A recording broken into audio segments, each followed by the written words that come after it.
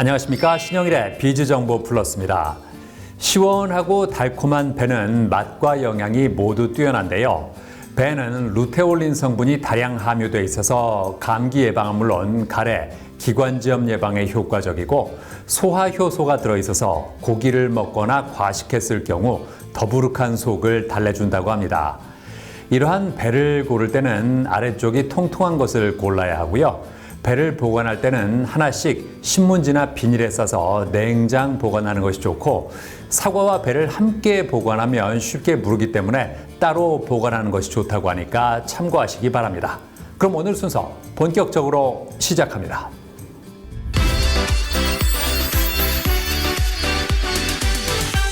아이들에게 어려운 과목을 꼽으라고 하면 수학이라고 답하는 아이들이 많습니다. 학년이 올라갈수록 수학이 어려워지면서 어느 순간 진도를 따라잡지 못하게 되고 결국은 포기하게 된다는 건데요.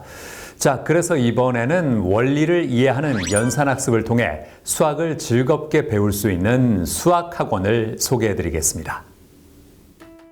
학업과 입시를 위해 반드시 필요한 과목인 수학.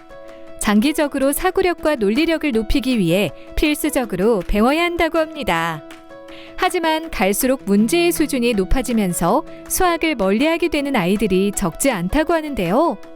아이들은 발달 단계에 맞춰 지적 능력이 성장하기 때문에 수학 학습 또한 단계별로 차근차근 쌓아나가는 것이 중요하다고 합니다. 서울에 위치한 한 수학학원. 이곳은 수학을 쉽고 재미있게 원리대로 배울 수 있는 특화된 프로그램을 선보이고 있다는데요. 수학을 잘하는 아이들은 기초가 튼튼하다고 합니다. 특히 유아 시기에 연산을 어떻게 하느냐에 따라 수학을 좋아하는 아이가 될 수도 있고 싫어하는 아이가 될 수도 있다는데요. 즉, 초등 수학의 기초는 연산에서 출발하고 이는 아이들의 평생 수학 실력을 판가름할 수 있는 시기라고 합니다. 이에 이곳에서는 2개의 특허와 10개의 디자인 등록된 자체 교구로 유아들도 수학을 쉽게 접근하여 연산을 할 수 있도록 했다는데요. 아이들이 흔히 갖고 노는 블록으로 수의 개념을 시각화하여 아이들이 블록을 직접 만지고 놀이를 통해 연산을 즐겁고 흥미롭게 배울 수 있다고 합니다. 블록으로 하는 용암 연산이 재밌어요. 그렇다면 초등 시기에는 어떻게 수학을 가르칠까요? 곱셈과 나눗셈, 분수를 동시에 배울 수 있는 자체 교재를 통한 융합 수업으로 아이들의 수학적 사고력을 향상시킨다고 합니다. 그 후 중학생 과정에 방정식 문장제 수업을 진행한다는데요. 문제를 보고 식을 세우는 것뿐만 아니라 식을 보고 문제를 만들어낸다고 합니다. 추상적인 수의 개념을 문자로만 전달하지 않고 블록이라는 교구를 사용해 소수까지 개념을 보여주는 것입니다. 또한 저희 학원은 반복 가득한 문제만 푸는 것이 아니라 끊임없이 말로 연산을 하고 그 원리를 설명해야 한다는 특징이 있습니다. 이렇게 연산의 시각화, 청각화, 발화를 통해 수학 문제를 풀기 때문에 아이들이 거부감 없이 수학을 즐기게 됩니다.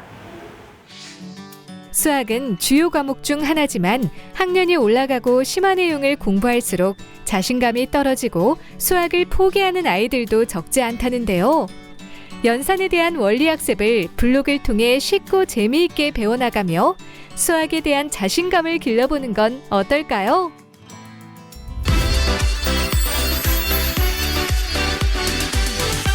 이형미 대표와 함께 자세한 말씀 나눠보겠습니다. 안녕하세요. 안녕하세요. 학원을 운영하게 된 계기가 뭘까요? 저희 나라에는 유독이 이제 수학 포기자들이 많잖아요. 그러다 보니까 수학을 조금 더 쉽게 할 수 있는 방법은 없을까라고 생각하다가 유아 수학을 제가 이제 특허를 내고 개발하게 되어서 아이들한테 좀 쉽게 수학을 하게끔 해야 되겠다 해서 학원을 설립하게 되었습니다. 교구는 어떤 역할을 합니까? 교구는 한마디로 얘기해서 그러니까 시각화입니다. 그러니까 보이지 않는 추상의 수.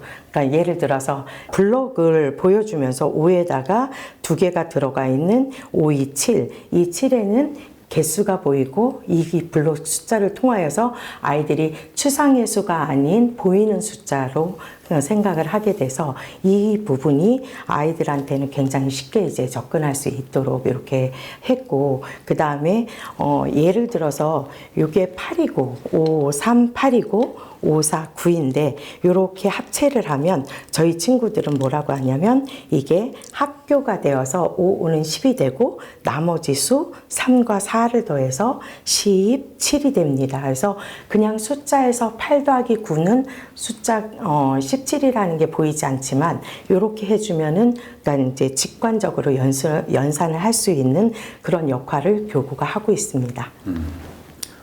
어떤 운영 철학이 있을까요?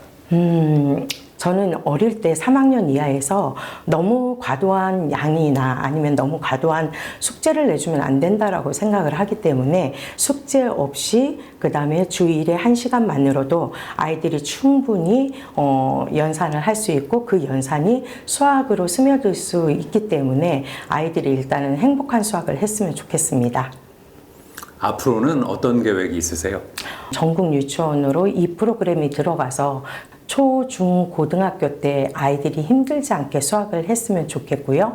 또 이제 공교육도 체험 수학을 통하여서 아이들이 수업을 하게 되면은 자연스럽게 수학이 싫어질 수가 없거든요. 그래서 그렇게 해가지고 유치원과 초등학교에서 이 프로그램을 접했으면 좋겠고요.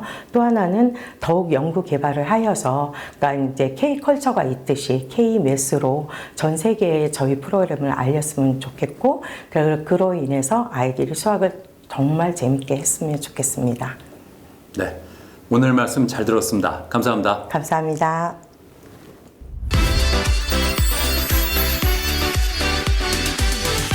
현대인들에게 흔하게 찾아오는 질환 중에 하나가 바로 역류성 식도염인데요.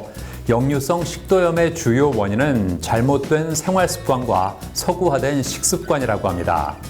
따라서 과식은 피하고 기름진 음식이나 커피, 술은 자제하는 것이 좋은데요. 과체중이라면 꾸준한 운동을 통해서 체중을 조절하는 것이 좋습니다. 또 변비는 복압을 높여서 위산의 역류를 유발하기 때문에 단호박이나 양배추처럼 섬유질이 풍부한 음식을 자주 섭취하는 것이 좋다고 하니까 참고하시기 바랍니다. 저는 다음 시간에도 다양한 소식 가지고 인사드리겠습니다. 고맙습니다.